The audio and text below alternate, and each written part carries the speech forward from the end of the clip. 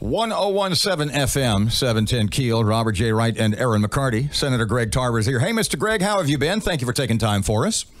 Doing very well. Let's start with Representative Glover's, and we just got off the phone with Senator Barrow Peacock. Let's start with HB 667, the Redevelopment Authority, the First report, yeah. The redefining of the Redevelopment Authority. Do you think Shreveport needs one? Do you like the one that's in place? It's not functioning right now. What are your thoughts on the whole idea of a Redevelopment Authority board for the city?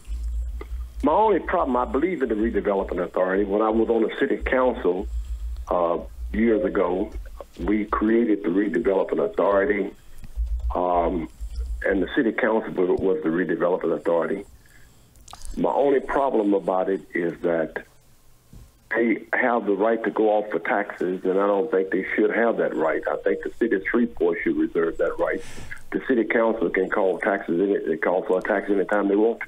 You know, that's an interesting point you made, and one of the questions I have is that if Shreveport, if we as a city want a redevelopment board, why can't we do it ourselves? Why do we need the state of Louisiana to foist it upon us? Well, we have the authority right now. The city of Shreveport have the authority to name themselves. The city council is the redevelopment authority, and they have that authority right now. They don't need any authority from the state at this particular time. My only problem is that they will give this authority, and this authority that is not elected by the people have too much power. Your message to Representative Cedric Glover today about his bill as it reaches the Senate committee. I don't understand the question. What is your message to him? Is his bill dead on the Senate side? Does it have any chance? What would you tell him if he asked you today, hey, Greg, does this have a shot? Well, I would tell him that he got to roll the dice. I think his bill do have a shot. I don't think it have a good shot, by the way, but it do have a shot. Just because you shoot dice don't mean you'll win.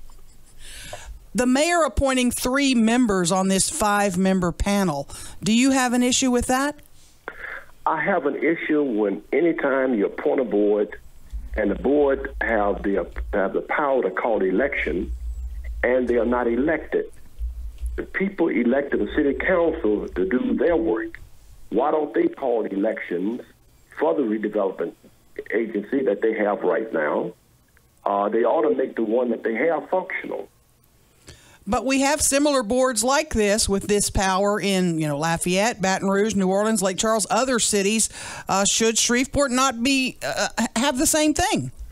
Well, I think you have to look at it, and you have to look at all these cities. They have limited authority. Okay, Shreveport wants complete authority to have a board to call elections. I don't know about Lafayette or Lake Charles, any of those places for the redevelopment agency. I just know one thing. That just because they're doing it, just because they're jumping off a cliff, don't mean we should jump off a cliff. Mr. Greg, and I have serious problems with a appointed body making decisions like that. Cato, the Port Commission has that authority. The Housing Authority has that authority. Some other groups have the authority. Are they different? Well, let me say, they do not have the authority to basically tax people. They have the authority to call for the election, yes. That would be what the Redevelopment Authority would have, right? But let me tell you the difference. Okay. The difference is that they have to be approved through state government. The Redevelopment Authority do not have to have approval for a tax election. And that's one of the problems that you have. I think it's bad policy. I'm going to be honest with you. I think it's bad policy. Just because you cannot get members of the board to attend a meeting, you want to change the whole board and make an assumption, you can get the board that you're putting together will attend the meeting. Mr. Greg, gas tax not even up for a vote yesterday. What are your thoughts on that? The Governor John Bell, he's already calling for a special session. Is he serious, or was that just kind of a threat, do you think? I think he's very serious. We have about $14 billion worth of backlog of infrastructure. In North Louisiana alone, I know we have about $2 billion worth of infrastructure needs. We need to do something about this infrastructure because let's be honest with ourselves. we're not going to grow, and companies are not going to come in here if you don't have the infrastructure.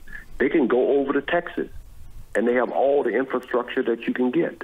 We don't have anything in our area. We need to do something for infrastructure. As long as the money that we raise the taxes for is locked into roads and roads only.